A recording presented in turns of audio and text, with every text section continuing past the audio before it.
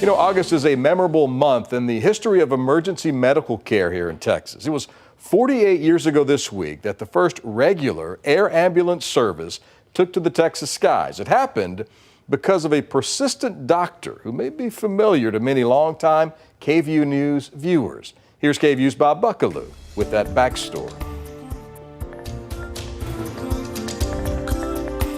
His was a familiar face on KVUE News back in the 1980s and 90s. Dr. Red Duke from the University of Texas Health Science Center in Houston, a trauma surgeon, professor, and TV star. You know, there's no end to what folks will do to a potato and then turn around and blame the poor thing for our being fat. Dr. Duke's practical advice and occasional off-the-wall humor made him a popular advocate for living a healthy life. Behind the TV camera, that Texas drawl and the bushy red mustache, was a physician on a lifelong quest to help others. Dr. James Red Duke grew up in Hillsboro, Texas. After graduating from medical school in 1960, he served his surgical residency at Dallas Parkland Hospital and was on duty the day the unimaginable happened.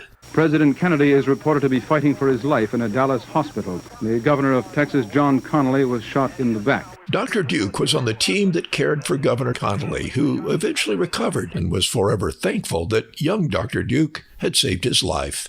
After a move to Houston, Dr. Duke became aware of the problem of getting severely injured accident victims to the hospital quickly enough to improve their chances for survival. Between 30 and 70% of the people that die in hospitals after a car wreck die unnecessarily. The need for quicker access to trauma care led Dr. Duke to found Life Flight, the first helicopter air ambulance service in Texas. Choppers took to the skies in the Houston area in 1976. Soon, medical helicopters like Travis County Starflight became lifesavers for those who were not close to a hospital after suffering a serious injury. A life-saving gift from Dr. Red Duke, TV doctor, surgeon, pioneer, and one of a kind. Bob Buckaloo, KVUE News.